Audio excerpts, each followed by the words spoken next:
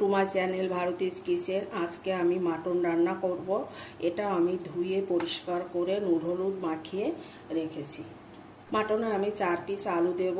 বাঙালির আলু ছাড়া চলেই না, মাটন মাত্রই বা চিকেনে আমরা আলু দিয়ে থাকি। এখানে আমি 1 বাটি পেঁয়াজ নিয়েছি। আমার মাটন হচ্ছে 1 কেজি, তাই এর সঙ্গে আমার কিছুটা পেঁয়াজ বেরেস্তার জন্য করব আর রান্নার জন্য কিছুটা রাখবো। সঙ্গে আমি নিয়েছি গোটা গরম মশলা, একটু আদা, এখানে নিয়েছি 8টা-10টা মতো আমন্ড আর সঙ্গে ওই রকম 8টা-10টা মতন কিশমিশ। এটা আমি ধুয়ে পরিষ্কার করে ভিজিয়ে রেখেছিলাম প্রায় 1 ঘন্টা মতো। নিয়েছি কসুরি মেথি, একটা গোটা রসুন নিয়েছি, 2টো তেজপাতা নিয়েছি, সানরাইজ গরম মশলা, 2টো টমেটো আমি ধুয়ে কেটে নিয়েছি, একটা মিক্সি নিয়েছি। এতে আমি এই আমন্ড আর কিশমিশটা একটু বেটে নেব। মিক্সিতে আমি আদাটা নিয়ে নিচ্ছি, রসুনটা দিয়ে দিচ্ছি আর টমেটোটা দিয়ে দিচ্ছি, পেস্ট করব। কড়াটা আমার গরম হয়ে গেছে, এখানে আমি সাদা তেল দিচ্ছি। সাদা তেলেই আমি বেরেস্তাটা বানাবো। তেলটা গরম হয়ে গেছে, আমি বেরেস্তার পেঁয়াজটা দিয়ে দিচ্ছি। আমি সুন্দর করে ভাজবো।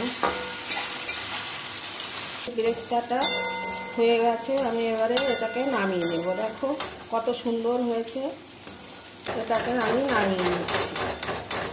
এই তেলে আমি আলুগুলো ভেজে নিচ্ছি। আলুগুলো একটু লাল করে ভেজে নেব। আলুটা আমার হয়ে গেছে, আমি নামিয়ে নিচ্ছি।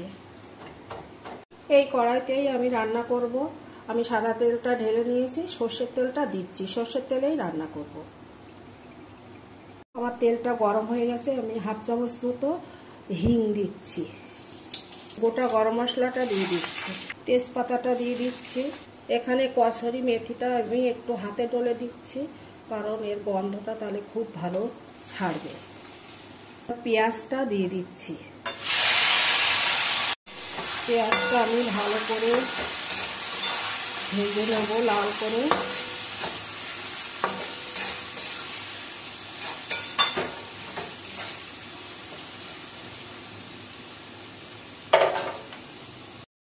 পেঁয়াজটা আমার হয়ে গেছে, এবার আমি টমেটো, রসুন আর আদার পেস্টটা দেব। আমি পেস্টটা দিয়ে দিচ্ছি। মাংসে লবণ দেওয়া ছিল, তাই আমি এখন অল্প করে লবণ দিচ্ছি। হলুদটাও অল্প করে দিয়ে দিচ্ছি। ধনে গুঁড়োটা দিয়ে দিচ্ছি। গরম মশলাটা আমি প্রথমে দিয়ে দিচ্ছি, কারণ মাংস হওয়ার পরে আমাদের বাড়িতে গরম মশলা খেতে চায় না।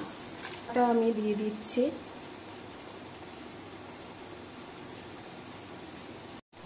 এবার এটাকে আমি ভালো করে কষাবো।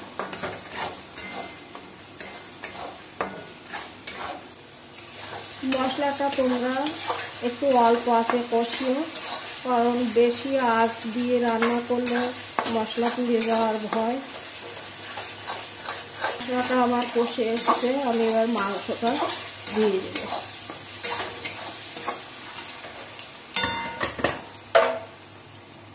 মাংসটা দিয়ে দিচ্ছি।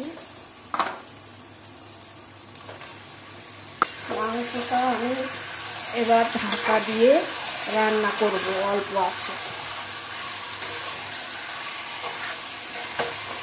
আমি এবার ঢাকা দিয়ে রান্না করছি।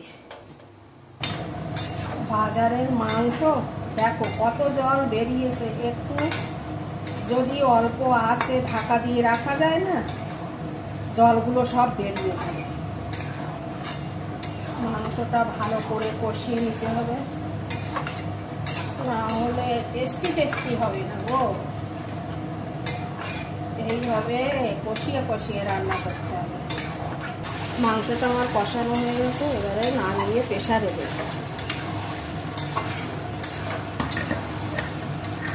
মাংসটা আমি প্রেসারে দিয়ে দিচ্ছি। গরম জলটা দিয়ে দিচ্ছি। আলুগুলো দিয়ে দিচ্ছি।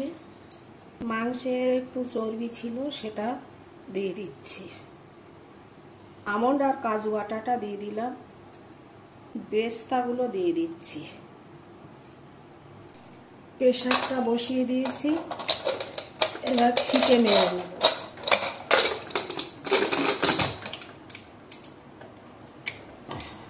রেডি আমার আজকের রান্না।